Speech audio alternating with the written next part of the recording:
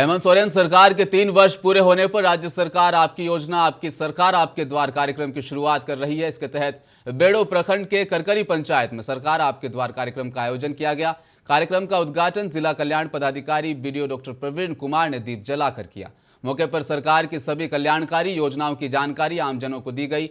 वहीं सरायकेला प्रखंड के मुरुप पंचायत में आपकी योजना आपकी सरकार आपके द्वार कार्यक्रम में लाभुकों की भारी भीड़ देखी गई, जहां पहले सुबह से ही लाभुक सरकार की योजनाओं का लाभ लेने पहुंचे और कई योजनाओं का ऑन द स्पॉट समाधान भी उन्हें मिला, जिससे लाभुकों के चेहरे खुशी से खिल उठे। बता दें कि शिविर में कुल 21 जन कल्याणकारी सरकारी योजनाओं के स्टॉल लगाए गए थे।